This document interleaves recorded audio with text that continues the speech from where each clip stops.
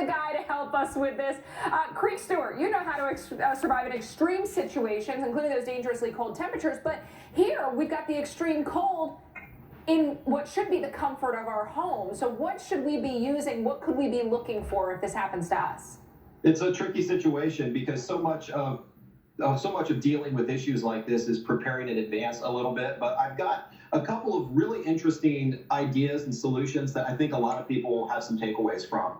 Two indoor heaters that are really common for indoor heating that don't require electricity. One is this Mr. Heater, which is called a little buddy heater, and this is designed for indoor use, and it runs off of these little propane canisters right here. So you can keep some of these on hand, and this is a fantastic heater for small spaces. I mean, it really cranks out the heat. And a bonus with this particular style of heater is that you can buy an extension hose that will hook up to a normal 20-pound barbecue grill tank, and this will run this heater for a really long time. On one canister, you're going to get several hours of heat out of this thing, but on a 20-pound canister from your barbecue grill, you're going to get several days worth of heat.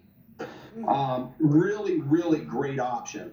Another fantastic option is a kerosene heater, and these are less common these days. But here's an example of a full-size kerosene heater, which of course runs on kerosene fuel. It's a really commonly available fuel. My grandparents heated their home my entire life with a space kerosene heater like this one. But you've got to be safe when you use these indoor heaters because you don't want to put them near drapes or anything that could potentially catch on fire because they do have open flames. I want to ask you, Creek, about, so many people in the South, maybe their homes maybe aren't insulated as well. It's like the windows and the doors, we're letting all kinds of air in. What can we do there? Yeah, well, northern states have been doing something like this for years, but when we get down in Texas, they're probably not going to hear of a trick like this. It's called window film. Now, there are kits available that you can cover the trim of your window, which creates an insulation barrier between a layer of plastic on the window and the window itself. Now, I've got two different types of improvised window films taped on this window behind me. On the top here is an emergency blanket on the top. And then underneath is just some packing plastic film that I have in my garage from our last move.